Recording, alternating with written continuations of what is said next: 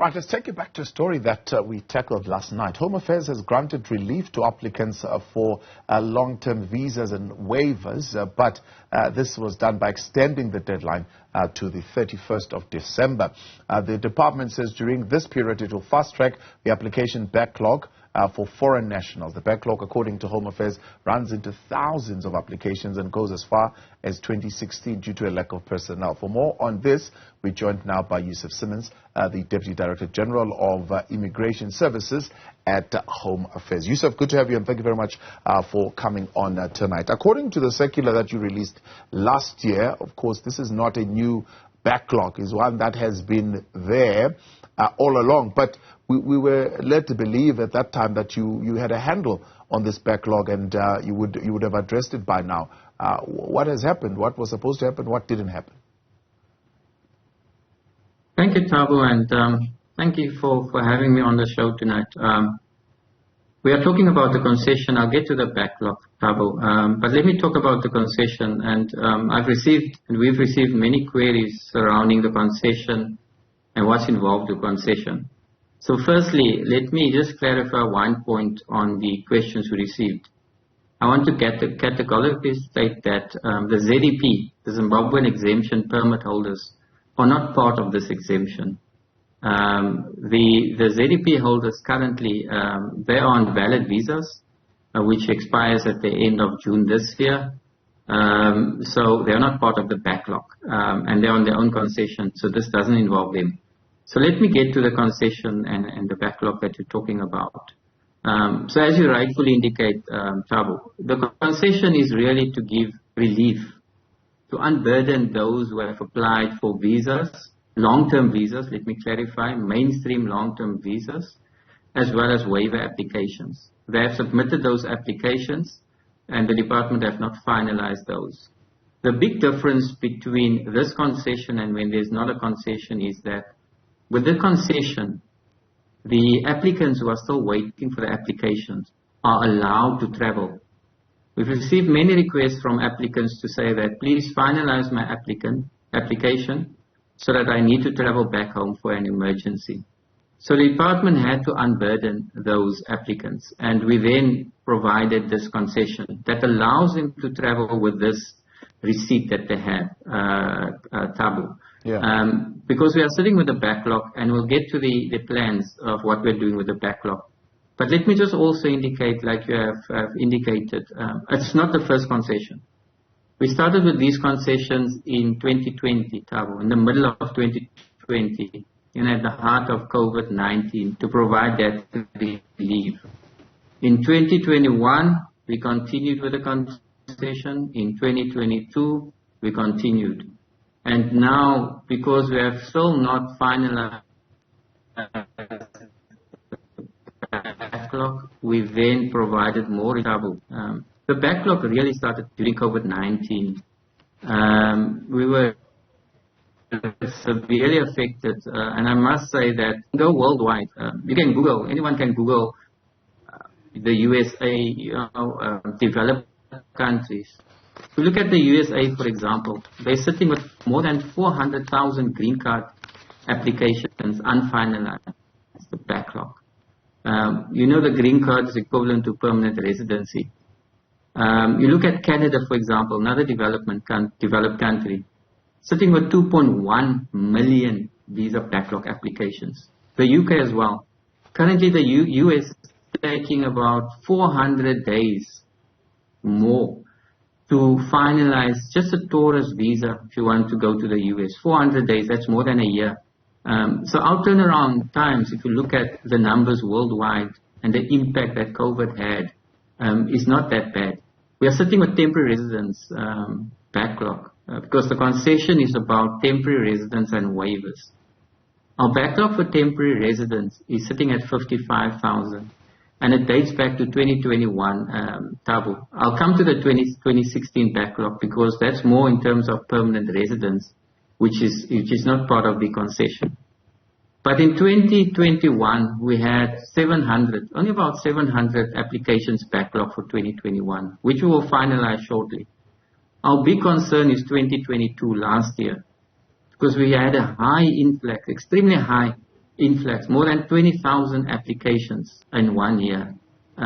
Actually, we had 97,000 applications, which we finalized most of those, and we're sitting with a backlog mostly in that particular area, 2022.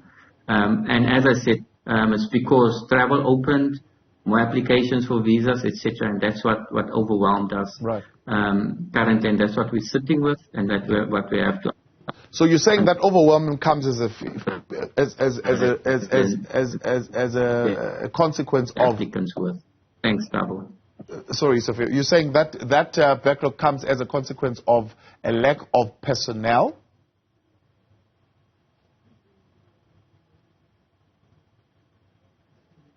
Yes, Tabo. It's twofold. It's the lack of personnel, number one. Number two, it's suddenly we have a big increase in volumes of applications because of COVID was lifted, the restrictions by COVID, so travel opened up. That's number two. And number three, Tabo, you probably would have seen that the minister on numerous occasions mentioned a committee that the minister appointed to look at corrupt practices within the Department of Home Affairs, particularly surrounding visas. And Dr. Lubisi, the previous DG in the Office of the Presidency, was appointed to head that commission. And they've come up with a number of recommendations. And what the department then had to do from the 12th of January last year, 2022, we had to implement stringent measures to deal with these corrupt practices. So we put in more controls, more quality assurance, more supervision areas, and that really extended or affected the turnaround times and also created a backlog.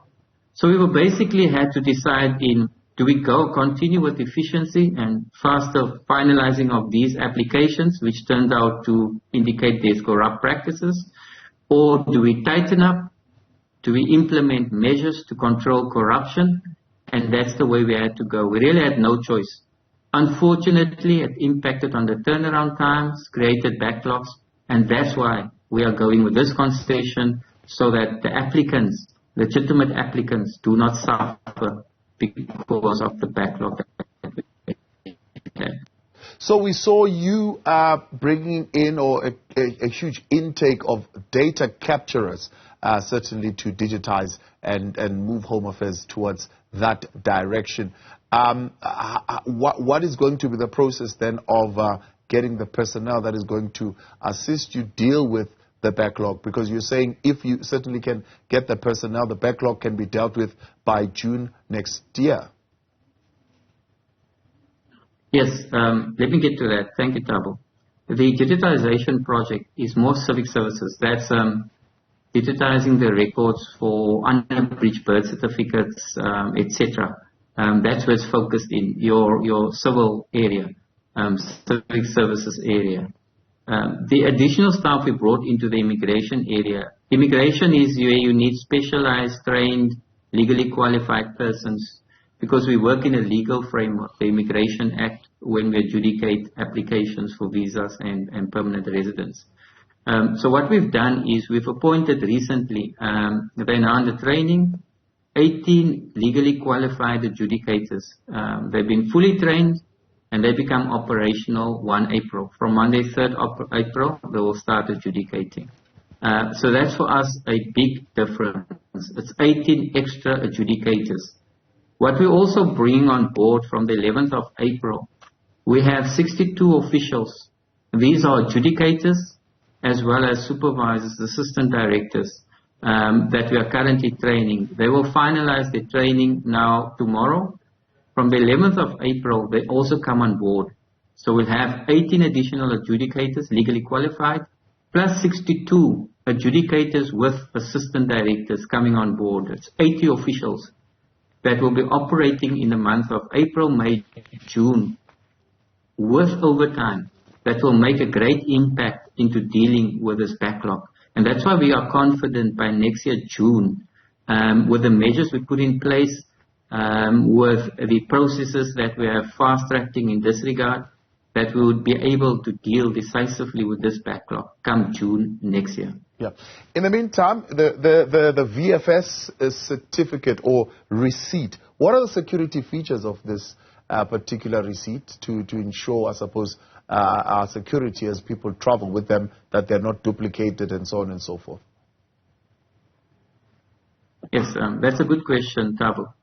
There's no security features on the receipt, but it's got a unique reference number. And the unique reference number is stored in our system.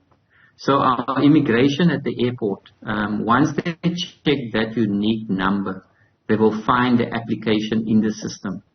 So even if it's duplicated, they cannot duplicate an application inside our systems. So that's how we control these receipts. It's authenticated by VFS. It's in the Home Affairs system, and the immigration officers at the ports of entry has also access to those systems through our operations center that we currently have. All right, Yusuf, appreciate your time. Thanks so much for coming on and bringing that clarity for us there tonight. That's the Deputy Director General of Immigration Services at Home Affairs, Yusuf Sims.